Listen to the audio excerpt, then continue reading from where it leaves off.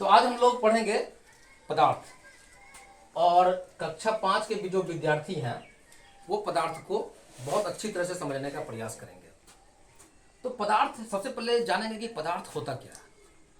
तो आप लोग में से कोई बता सकते हैं कि पदार्थ किसको कहते हैं? बैठो। तो पदार्थ जो है ना, जो स्थान घेरे, जिसमें भार हो और जिसमें कण होते हैं। तो कण क्या है? ये तो समझ में आ गया कि जो स्थान घेरे, है ना, हर डस्टर है, कुर्सी है, सब चीज स्थान घेरता है, जिसमें भार होता है और जिसमें कण होता है। कण किसको बोलता है? तो कण जो है ना, वो पदार्थ का सबसे छोटा इकाई है। अब तुम लोग में से कोई बता सकते हो कि सबसे छोटी इकाई, यानी कि जो सबसे छोटी इकाई जो बोले, तो इकाई किसको बोलते हैं? तो इकाई जो है, जैसे कि इसको हम ऐसे समझ सकते हैं, जैसे घर बनाते हैं तो घर किस चीज से बनता है? ईंट से। अब ईंट से बनता है घर, तो ईंट क्या हो गया?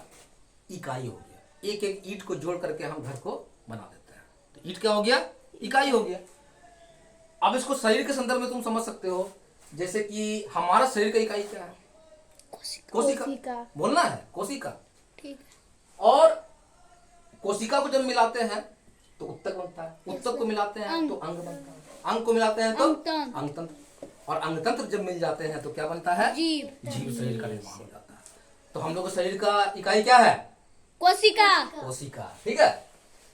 तो इस तरह से हम लोग कण का यहाँ मतलब समझेंगे। जब पदार्थ की जब चर्चा करेंगे तो पदार्थ जो है, कण जो है, वो पदार्थ की सबसे छोटी इकाई है। हम लोग आगे पढ़ेंगे परमाणु के बारे में, है ना। जो छोटा जो कण जिसको हम बोल रहे हैं, वो आगे जाकर के वो परमाणु हो जाता है।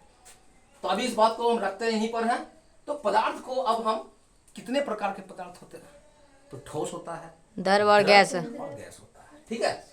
तो ठोस किसको कहते हैं, द्रव किसको कहते हैं, गैस किसको कहते हैं, इसको समझना होगा ना। Yes sir. है ना। तो ठोस जो है, तो इसको हम समझेंगे क्या, जब तक हम कण के कंसेप्ट को समझ चुके हैं। अब कण के कंसेप्ट के आधार पे हम ठोस को समझेंगे, द्रव को समझेंगे, गैस को समझेंगे। तो जब कण बहुत ही कॉम्पैक्ट रूप से सटा सटा एकदम है, इसमें कोई स्पेस नहीं है, इस तरह से, तो उसको हम लोग कहते हैं ठोस। लेकिन जब कण जो है सटे हुए हैं लेकिन बहुत कॉम्पैक्ट नहीं है, बहुत ज्यादा जो है ना, माने कि टाइट नहीं है, टाइट पैकिंग नहीं है, तो उसको हम लोग द्रव कर देते हैं।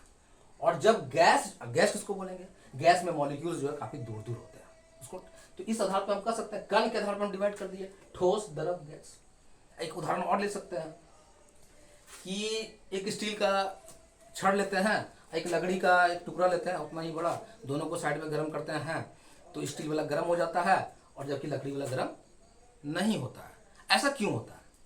तो इसका भी हम लोग जो वर्णन जो है, इसको भी हम लोग कण के आधार पे बहुत आसानी से समझ सकते हैं और समझेंगे भी इसको हम। अब जो है, तो इस तरह से हम देख लिए ठोस, द्रव, गैस। ठोस में भी अब ठोस क्यों होता है, द्रव क्यों होता है, गैस क्यों होता है, इसको हम डिफाइन आराम से कर लेंगे। अब ठोस में भी देखोगे, कुछ ठोस जो है कठोर होता है, कुछ ठोस जो है मुलायम होता है, और कुछ ठोस जो है भंगुर होता है। तो कठोर जब हम बोलते हैं, तो कठोर का मतलब क्या है? जिसको हम दाब नहीं सके, जो दबता नहीं है, लपता नहीं है, वही ना कठोर है। मुलायम है, माने वो थोड़ा सा फ्लेक्सिबल है, थोड़ा सा दब जाता है, वो भी तो ठोस है, तो मुलायम है। और भंगुर जो बहुत कठोर है, लेकिन मारोगे हथौड़ा तो टूट जाएगा, वो तो टूट जाता है, तो इसको हम लोग भंगुर बोल देते हैं। तो इस तरह से हम लोग, तो ये सारा के सारा जो ठोस जो है, सब ठोस है। तो कणों के अरेंजमेंट के कारण जो है वो कठोर हो जाता है, बहुत कोई मुलायम हो जाता है, कोई भंगुर हो जाता है। ओके, ठीक है, समझ में आ गया? यस।